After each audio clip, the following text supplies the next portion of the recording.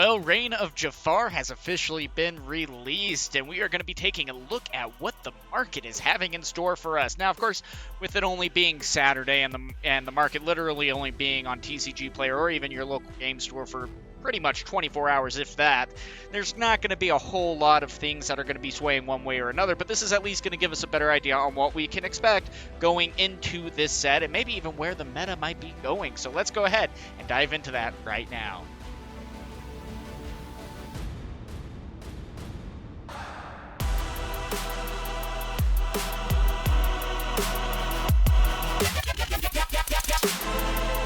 So with the Reign of Jafar, there wasn't necessarily a whole lot that was necessarily going ahead and giving everything a major boost in power. You know, last time we saw Tamatoa with the last set, and that was a little bit crazy because everyone was like, I need that card. And of course, rightfully so, because it made, you know, Sapphire Steel incredibly broken and Ruby Sapphire incredibly broken on top of that. And then on with that, there was also Bell that was doing a lot of things as well. There was just a lot of chaos going on, and there were some incredibly powerful chase cards that made such a big difference. But with that being said, this one didn't necessarily have any major cards, and everything pretty much got a boost in its own right. Now, I will say that Ruby Steel probably had some of the biggest boosts, and then on top of that as well, Chernadogs, but even still, it's pretty nice to see because the prices seem to also be reflecting that this meta is even going to be wide open. Now, the biggest thing that's going to be a little bit shaky about this is, and the thing that I'm a little bit worried about, especially once we have our first major tournament, especially if someone happens to see, oh, Chernadogs happen to win a major tournament, and everyone's like, I need to play Chernadogs, and it's like, okay, guys, calm down. It's okay, you know, because that's what we saw last set when we saw Oswald.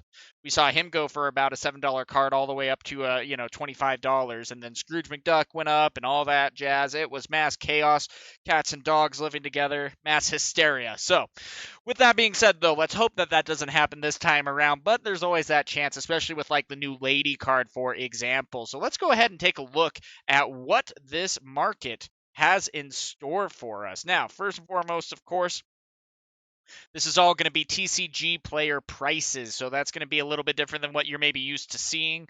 And again, always check your local game stores. There's a couple of times where, yeah, it's probably going to be 25 to 50 cents more expensive, but at the same time, it's still going to give you the ability to get the card right away, and you're supporting your local game store. TCG Player makes enough money, and they don't sponsor me, so I don't care. Anyway, with that being said, guys, this is going to be a really interesting idea. Now, first and foremost, Lady is going to be probably one of the more expensive cards in this set. And the big reason for that, of course, is it is just such a good card. The ability to, when you play this 3-cost character, you're going to be able to play a 2-cost or less for free. And then on top of that, being a 2/2 that's able to also quest for 2, it's just absolutely crazy. So if you go ahead and play her out, and then you go ahead and play out another, Daisy or something like that, that can just be absolutely crazy on building up your board state. And so I'm really curious to see how this is going. Luckily, we did manage to pull one out of our 2 boxes here, and that is an 1150 card. And so really happy about that. And I really think that, if anything, especially once again, we get those big tournaments going, I could see this card going up in price also. But again, the big thing to remember with this as well is that, retail hasn't necessarily been able to enter the markets yet. This is all local people who are opening boxes and things of that nature that are uploading things. Now, something that's a little bit surprising too is also that Into the Unknown is still going up in price, and rightfully so. I do feel like that Blurple is going to be one of the biggest, decks in this next set. I have the feeling that it's just going to be able to go against the meta incredibly well. Steel Song is probably going to be its biggest matchup still. And even still, though, it is going to be able to also counter Chernadogs because it has the bells, it has the foxes, it has a lot going for it. And it just can be incredibly consistent in a very easy way. And so there's a couple of things that you got to be careful about with that. But it still being, $3 for this card is a little crazy, but I mean, it totally makes sense. Now, one that actually has kind of surprised me a little bit is Desperate Plan, kind of the new doc of the meta here. Being able to pay 3 to be able to, basically, if you have no cards in hand, you draw until you have 3 cards. Otherwise, you discard your hand and you draw that many cards. Really good card, especially in a pinch. It is still uninkable at a 3 cost. But still, the ability to replenish your hand is going to be really good. And that's going to be one of the biggest pieces that I believe makes Ruby Sapphire or Ruby Steel, the card that is going to be really good here. Because, man, if you're able to just go ahead and replenish your hand, that was the biggest thing that, Ruby Steel was really lacking, was the card draw. Also, with that, Ruby Steel or Sapphire Steel was really struggling as well, especially with the Fortisphere and all that being taken away, to where it only had the popsicle, and that was literally it. So now that we have a desperate plan, we also, have as well the Beyond the Horizon, which is also going to be up here as well at 25 cents. A lot of things that are going to be able to go in. Now, with this, one of my favorite cards here is Stitch. Now, of course, he has the ability that during your turn, whenever this character banishes another character at a challenge, you may draw a card and gain a lore. So maybe another card for Sapphire Steel, and just really a good steel card in general. You might even be able to throw that card into Ruby Steel, and it can be very interesting on getting all of that going. And so it's going to be really interesting. Now, this is scary. I'm glad I pulled one. Mainly due to the fact that, man, this is a pricey card. $29 right now. And I mean, rightfully so. It is a really good card. Namaari. Now, it says, of course, when you play this character at the start of your turn, you may draw a card and then choose and discard a card. So that's just going to be great discard right there. And to be able to replenish your hand on something that might be dead in your hand, you're able to get rid of it. Also, being able to even discard like a Lilo, for example, then you can go ahead and play it back onto the field next turn. Really good. And then this character gets +1 for each card in your discard. And so that can be really scary. So I feel like there is a lot of hype around this card, and rightfully so. I feel like it is definitely justified there, and that's going to be super great to see. Now, of course, at the same time, we see like Ludwig von Drake. He's a really great card. At the same time, though, this color combination just isn't necessarily there, unfortunately. And he's still a decent price, all things considered. But I mean, again, we don't necessarily see this color combination as being meta competitive. It's not going to be winning store champs. It's not going to be winning worlds for sure, for certain there. If it did, I will, totally just quit the game right here and now with that. Now, of course, there is a chance that, especially with this card, the next few sets might be adding additional support instead of puppies. I don't know why they did that, but a good chance that this could actually start going. Now, Mushu is going to be a really good one, but still only at 55 cents. We did pull 3 of that card, and so it's going to be fun to see. Now, the one that I am also surprised about, we pulled 2 Lilos. What? Yeah, I know. Wow, green screen, calm it down. All right, with that being said, though, it's going to be really interesting to see how that is going to be going here. And so, I mean, it's a really interesting card, and it feels like it might be going into a shifting direction here on maybe what we might see Ruby Amethyst, or even what we might be seeing Ruby Sapphire as well. Because during your turn, if you play 3 or more actions this turn, you may play this character for free. And when you play this character, ready chosen character, and they can't quest for the rest of this turn. But if you go ahead and accompany that with the Maui Half Shark, or even some other pretty crazy cards, there can be some insane combos that you can get going. Also, even having this in something like Steel Song, or not Steel Song, Ruby Steel. I am so all over. It's the weekend, guys. Gotta cut me some slack there. And with that, it's going to be really interesting. Now, of course, we do have the Stitch right there. It's pretty awesome. With that, though, this card is going to be a little bit up. I'm going to say that it's possibly going to be a card that's going to be dropping in price, even though it is a legendary. It isn't going to be necessarily anything to write home about, and rightfully so. I mean, it still is a good card, but you're giving your opponent a lot of benefit, because whenever you play this character, each opponent puts the top card of their deck into their Inkwell face down, and it's like, do I really want them to do that necessarily? And then at the start of their turn, if this card is in your discard, you may choose and discard a card with the inkable symbol on it, and you will be able to play this card for free, but he still enters play exerted, so pretty much a better Lilo. And so it's going to be interesting to see if this card necessarily does get utilized. Will it? Maybe. I'm yet to see. I still think it could, but you are just giving your opponent so much benefit. The last thing you want is for your opponent to ramp or have card draw.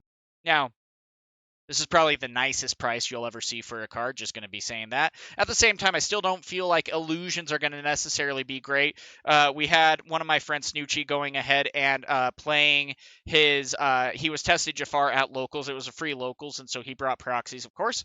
And he was able to get Jafar out, but the biggest thing was then they were just like Zeus, boop, and there was nothing that he could do about it. And that's the hardest part about I think that illusions are going to have. I really wish that they gave Jafar shift or they gave his ability to be activated when he came into play. That would have been a really big difference.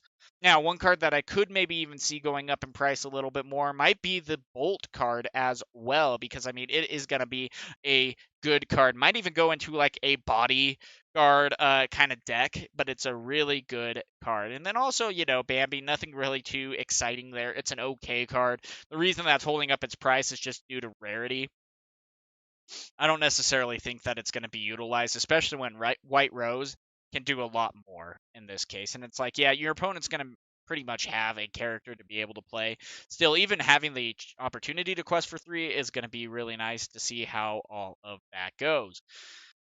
And then, of course, other than that, there's not necessarily a whole lot here. Antonio is going to be a surprising one here as well. Seeing him at 25 cents, he is still a rare. And again, this might be a card that does shoot up if this color combination ends up doing well. I mean, we got a lot of good cards here. Alma, Bruno, and if you're able to get these things going, I mean, Antonio is going to be the first one that can actually search into the deck, which is going to make him really good. But at the same time, the 2-2 stat line is a little shaky. Even, let the Storm Rage on could very easily take it out. And yeah, that's setting you back a lot, especially when you pay 4. But the nice part is when he does come into play, you are immediately able to activate his ability because it's just whenever someone sings a song. Cool. Then you're able to actually go ahead and search for a card. And so it's going to be interesting to see. I could see this card going up in price. Again, this is just a new color combination that's going, instead of more aggro that we've necessarily seen in the past with this color combination, instead, now it's going more towards the mid-range, which is going to be interesting. And I got to say, Mickey Mouse, Giant Mouse is going to be a really interesting one. We've seen some deck lists where they've played the last set's Hercules green card, where you can just go ahead and play any character from your hand for free. There's a green steel color combination deck that is going into that, which is going to be really interesting to see if that goes ahead and is played very much, but that will be yet to be seen. But still, it'll be really interesting. Still, the 10 cost and Inkable, that's kind of a turnoff there, but still the ability and the bodyguard is just absolutely insane. And it also quests for 5. So if you can cheat that out, man. At the same time, if you still have, the Hades or the Let It Goes or things like that, then you might find yourself in a little bit of trouble there, but still, it's going to be interesting to see. Everything else is kind of just looking at a pretty normal price. Nothing really quite surprising me. Goofy might actually be one that you want to watch out for. He might be actually going up in price. He's going to be a really good card, especially with like Chernadogs or things like that. I could see him being utilized pretty well. And even Steel Song, he could be utilized pretty well. Yes, he is going to be hitting the Rapunzel maybe a little bit, but still having the ability to, instead of even playing a Rapunzel, going ahead and just removing a damage and readying up your character, protecting them from challenges could be a really big thing. You remove your 1 damage from Smee and he readies up and he can't be attacked. He has to be taken out with an action card. That's going to be pretty good. And so this is one card that I would be watching out for a little bit. I could definitely see it going up in price. And that's going to be something that you're going to have to watch out for. Now, will it? No. This is, of course, just hearsay and mainly what I am predicting here more than anything. But still, again, we're just kind of taking a look at the market just because it is a new set. We do want to get a better idea on what might be out there, where this meta might be heading, especially just with where these people are pricing these cards. And at the same time, this is still going to be, we might even see a lot of cards depreciating in value as well, because the more boxes and everything that's open, there's even a good amount of people that haven't necessarily received, their boxes yet, or are even wanting to sell. For example, like for me, I mainly just go ahead and collect the sets because, especially in my online league that I play, I run a Pixelborn league as well. I try to play a different deck every single week against my competitor or against my opponent. And so, I just go ahead and collect. I'm not necessarily looking to sell things, although the Namaari is tempting to sell. Same with the Lilos. But I want to see some deck lists maybe that might be utilizing those. I saw one with Lilo, so it's going to be really interesting to see how that goes. It was a Ruby Sapphire Lilo with a lot of actions in it. And I mean, that goes perfectly well with Maui Half Shark. It's going to be scary if it could go ahead and get that going. But still, at the same time, there's not necessarily, again, a whole lot that is going to be happening. We saw some pretty good prices, but everything is actually being pretty calm. And now, of course, at the same time, we have our Enchanteds. And I mean, this is going to be one of the biggest things. The Sword of Shanyu, pretty exciting, though. I really do like this card. Seeing it at $60, a lot of people have pulled that. Pretty surprising. 28 listings so far. $60 for this card. Now, of course, is it going to be necessarily a meta card? We'll see. It's going to be going into Ruby Steel. But again, this might be a really interesting one. You're going to be going more for the popularity cards instead. You're going to be seeing like the Lilos, the Auroras, the Disney princesses especially. If they ever make a Disney princess that is enchanted, that is necessarily going to be a lot higher in price, and that's going to be really interesting to see. I love the Wrong Lever. I love the Perdita. Perdita's actually holding up value pretty well, but I mean, it is such a beautiful card to be able to see that. And then at the same time, the Lady is going to be one of the chase cards. I've seen a lot of people, the Lilo, the Stitch, the Lady.